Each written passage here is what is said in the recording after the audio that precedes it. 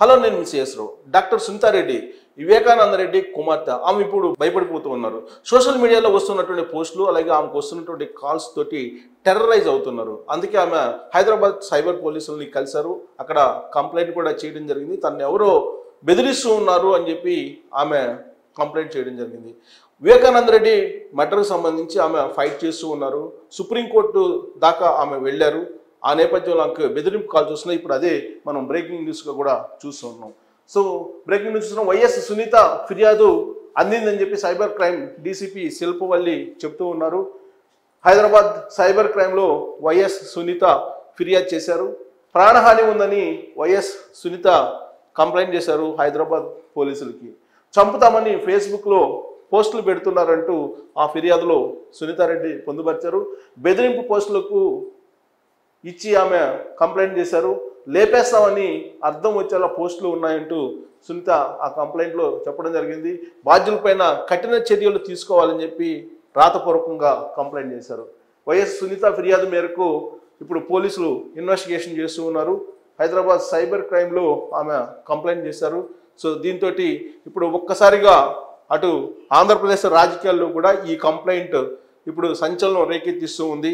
రాబోయేటువంటి ఎన్నికల నేపథ్యంలో ఇటీవల కాలంలోనే అక్కడ భేటీ కావడం జరిగింది. కడప జిల్లాలో ఉండేటువంటి ఇడుపులపాయలో అటు షర్మిల అలాగే ఇటు డాక్టర్ సునీతారెడ్డి ఇద్దరు కూడా ఏకాంతంగా మాట్లాడుకున్నారు. ఆ తర్వాత రాజకీయ పరిణామాలు మారుతూ వస్తూ ఉన్నాయి. ఇప్పుడు తాజాగా కడప ఎంపీగా సునీతారెడ్డి వాళ్ళ మదర్ అలాగే వైఎస్ వివేకానంద రెడ్డి వైఫ్ అక్కడ కడప ఎంపీగా నుంచున్నటువంటి అవకాశం ఉందని చెప్పి ప్రచారం జరుగుతున్నటువంటి నేపథ్యంలో ఇప్పుడు సునీతారెడ్డికే బెదిరింపు కాల్స్ అలాగే బెదిరింపు పోస్టులతోటి సోషల్ మీడియా వేదికగా చేసుకొని కొంతమంది లేపేస్తామంటూ వార్నింగ్లు ఇస్తున్నటువంటి పరిస్థితి. ఇప్పుడు సౌభాగ్యమ్మ కడప ఎంపీగా పోటీ చేసిన అవకాశం ఉంది కాంగ్రెస్ పార్టీ తరఫు నుంచి లేదా తెలుగుదేశం పార్టీ నుంచి అని చెప్పి వినిపిస్తూ ఉంది. ఈ నేపథ్యంలోనే ఇప్పుడు రాజకీయ పరిణామాలన్నీ మారిపోతూ ఉన్నాయి.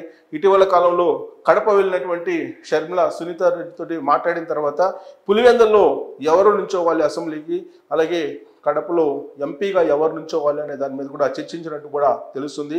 రాబోయేటువంటి రోజుల్లో వైనాట్ పులివెందుల దిశగా తెలుగుదేశం పార్టీ ప్రచారం చేసి వెళ్తూ ఉంది.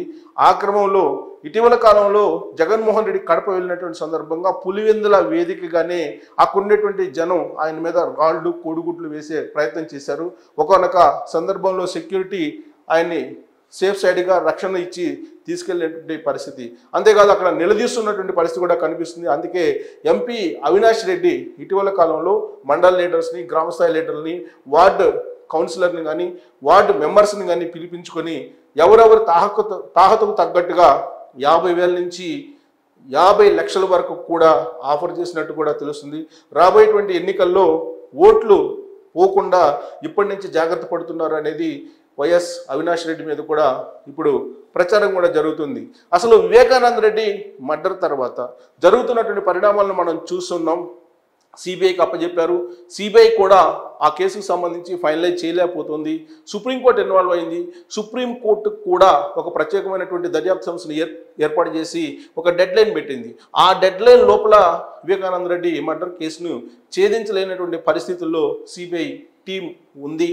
దానికి గల ప్రధానమైనటువంటి కారణం ఆంధ్రప్రదేశ్లో వైఎస్ఆర్ కాంగ్రెస్ పార్టీ అధికారంలోకి ఉండడమే అనేది వినిపిస్తూ ఉంది. దానికి కారణం ప్రధానమైనటువంటి నిందితుడు వైఎస్ అవినాష్ రెడ్డి.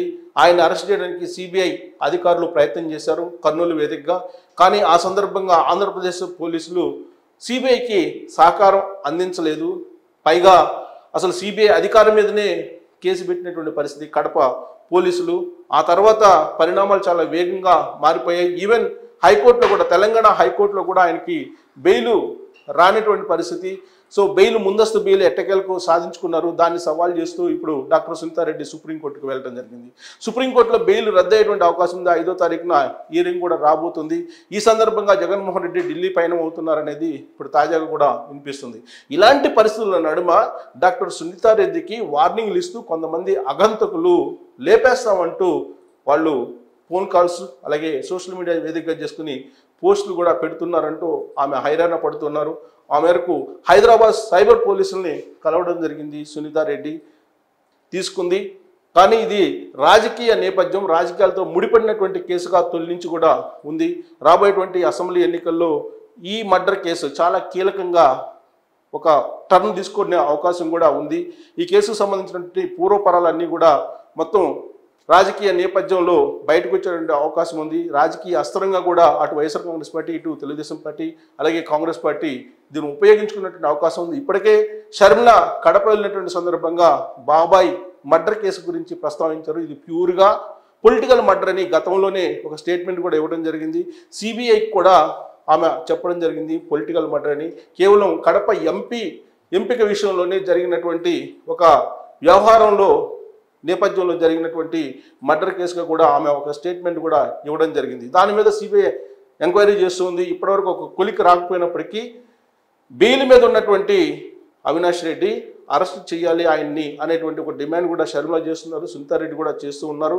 ఇప్పటికే అవినాష్ రెడ్డి తండ్రి భాస్కర్ రెడ్డిని అరెస్ట్ చేయడం జరిగింది. ఆయన కూడా బెయిల్ మీద ఉన్నారు. బెయిల్ని రద్దు చేయాలి అనేటువంటి ఒక డిమాండ్ తోటి సుప్రీంకోర్టుకి డాక్టర్ సునీతారెడ్డి వెళ్ళడం జరిగింది. దాని మీద 5వ తారీఖున కీలకమైనటువంటి ఒక డెసిషన్ రాబోతుంది అనేది ఇప్పుడు వైఎస్ఆర్ కాంగ్రెస్ పార్టీ వర్గాల్లో కలకలం రేపుతున్నటువంటి పరిస్థితుల్లో ఇప్పుడు సునీతారెడ్డికే బెదిరింపులు వస్తూ ఉన్నాయి. కేసు విత్డ్రా చేసుకోమని, కోర్టుల నుంచి పిటిషన్లు విత్డ్రా చేసుకోమని చెప్పి ఆమె మీద ఒత్తిడి వస్తుంది.